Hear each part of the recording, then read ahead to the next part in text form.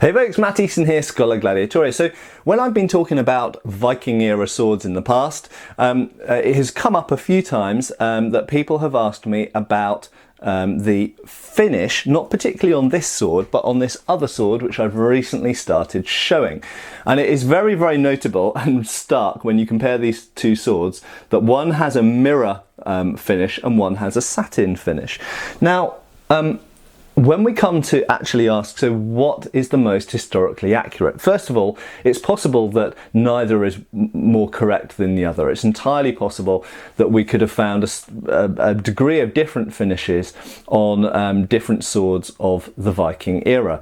But it's also an interesting academic question because we don't really know the answer. As far as I'm aware, we have no blades at all from the period before about the 11th century, which are in their original surface condition. And you might be able to point to some blades in museums which are, for example, swords associated with Charlemagne, which may indeed date to before the year 1000 AD. But the point is, they have been in museums all that time, and they have been looked after and cherished and polished and cleaned. And we don't know what the original surface was like. We know examples where there are armours in collections, for example, the Wallace collection, that do not have their original surface finish anymore. We know that because we can see in the recesses, or indeed sometimes we even have original drawings or paintings of bits of armour, where we can see that the original finish was blued or gilded or silvered or tinned sometimes, or even painted in some cases.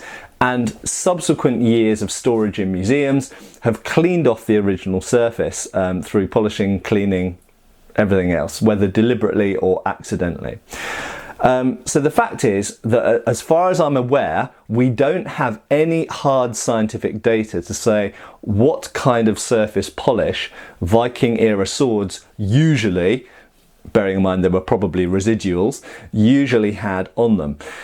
But there are maybe some clues, okay? We know that in the migration era, pattern welded blades were not only present, but they were normal, okay? So a way of making steel that wasn't very homogeneous in the early medieval period, making steel more reliable, was to introduce pattern welding, okay? So pattern welding is not only very beautiful to look at, and these days often called Damascus, these days used for decorative purposes, but at least in the in the migration era and the very early medieval period, it's very clear that it was done for mechanical reasons, to create a blade that was more reliable by spreading out the slag and introducing a structure within the blade that made it stronger.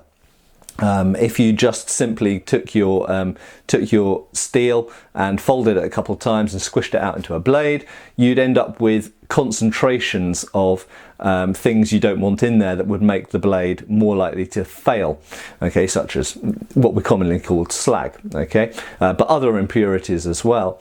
Whereas through pattern welding, of course, you spread those things out, you break them into smaller pieces, and you make it a more homogeneous, not really homogeneous, but you make it essentially a more reliable, even steel throughout. And it gives you this beautiful pattern. Now, the pattern is the important part. We know that they admired these patterns. We know that they probably etched them. We know that they looked for the serpent in the steel, as it's referred to in some sources.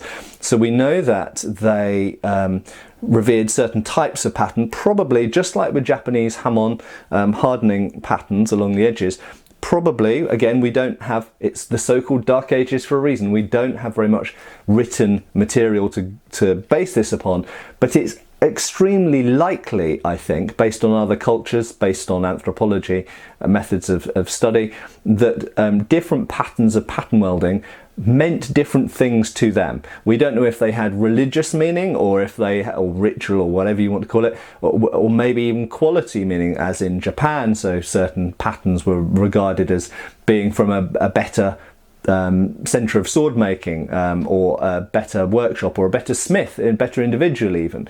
But it's entirely possible, in the same way that we later get the Ulfbert swords, which are not pattern welded, they're crucible steel, they are homogeneous, essentially cast steel, which is what we use in the modern world. So they're kind of like an early modern form of steel. But they put Ulfbert on, and in fact many forgeries of the time write Ulfbert on, even when they're not Ulfbert swords and they're not crucible steel. And in fact, we even find the word Ulfbert on pattern welded blades, incidentally. Ulfbert was a sign of quality, so it's very clear that in that period, in the 9th, 10th, 11th century, they were looking at swords in terms of, this is a good quality blade, this is a medium quality blade, that's a crap blade. And indeed in the sources, certainly Frankish sources of the time, talking about the testing of sword blades, they talk about flexibility. There are also sources that talk about cutting ability, cutting through various things, both hard things and soft things. And again, if we look at later periods and other ethnographic comparisons, we know that some swords were purchased because they were specifically good at cutting a certain type of thing.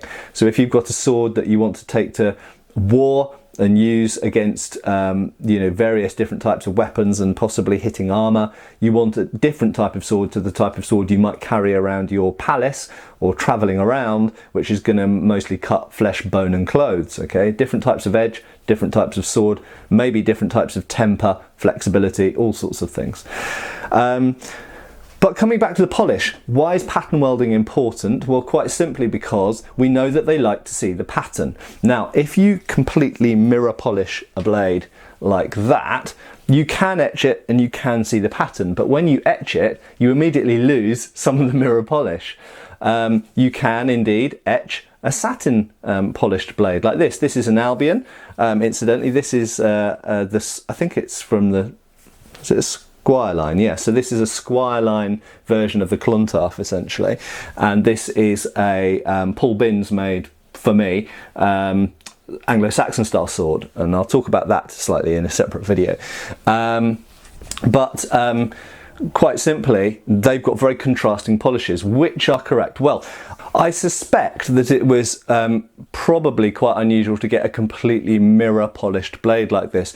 The way that you get a blade that highly polished is by using buffing wheels that are made of things like felt or cloth of various sorts, or indeed you can use kind of leather and stuff like this. It's relatively difficult to get that degree of polish using only grit and rubbing. And bear in mind, they didn't have sandpaper at the time, but they had the equivalent, which was essentially something to rub with, whether it be a wooden block or a bit of pad of leather, and sand. Okay, so they've essentially got sandpaper. But they also, we know that they use things like certain types of other abrasives, perhaps certain types of shark skin and things like that, as well as abrasives. But ultimately, ever finer degrees of powder to do hand polishing was probably how they did most of it. There is some suggestion they maybe had polishing wheels this early. We know they had grinding wheels in the Frankish period because they're shown in art. So if you've got a grinding wheel, it's not a big step from there to just have a wheel with some type of maybe a leather surface on it that you put some kind of polishing paste on. It's not difficult to make a polishing paste. You just need something pasty and something gritty, and you mix them together, you slap it on your wheel, it spins around and it does the polishing for you. So it's possible they have polishing wheels, but we don't really know. Then probably most of them were done by hand. Remember, labour was relatively speaking cheap then, and machines were relatively speaking expensive. So I think that by and large, let's come to a conclusion here, because I sometimes get criticised for not saying what my actual opinion is.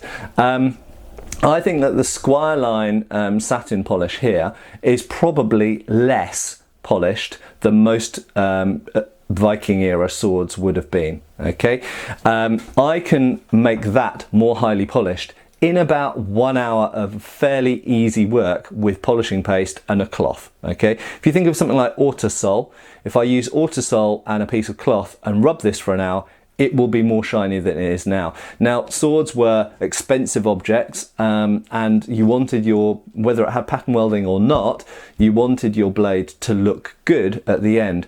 And I don't think that this level of polish is enough for this period, or indeed for the later medieval period either. I think that Albion, I love Albion swords, but I think that Albion cut corners slightly on the polishing. And I think given the price of Albion swords, I've said this before in previous videos, I think Albion should be doing a higher degree of polish on their blades. But there we go, they are what they are. It's relatively easy to polish them up yourself if you want to. So I think this is under polished, and I think that this is over polished. So there we go.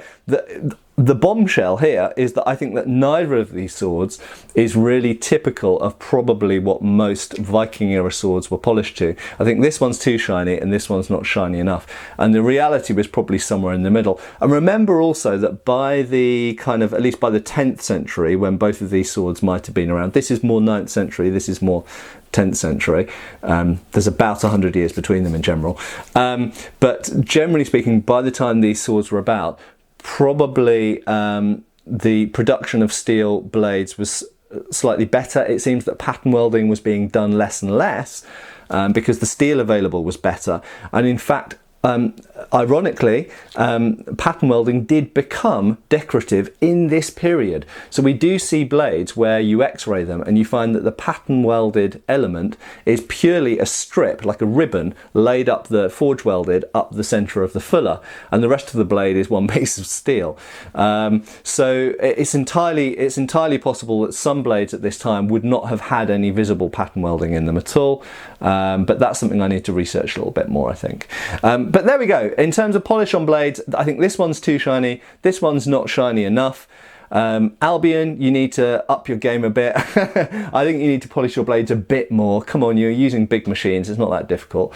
And Paul Binns loves a shiny blade. Which sword do I prefer? I prefer the Paul Binns because it was made for me and it's got what I class as an Anglo-Saxon style hilt, which I find more comfortable, incidentally, and I'll talk about that in a different video.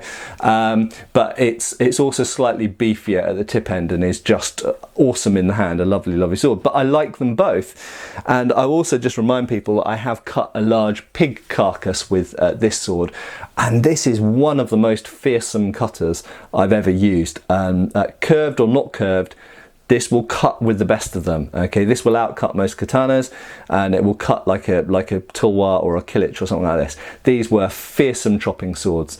Right, so Viking era swords. And final thing, always remember these were always used historically, or pretty much always intended to be used with shields. Okay, they're very much part of a system, not intended to be used like a saber or a messer by themselves. Usually, we know they were used by themselves occasionally because it's shown in art, but generally speaking, used as part of a system with a shield, as shown by Roland Vorcheka and a little bit by myself and various other people. Anyway, I hope that was somewhat interesting, and I will see you for the next video. Cheers, folks! Thanks for watching. Please subscribe. We have extra videos on Patreon, and you can follow us on Facebook.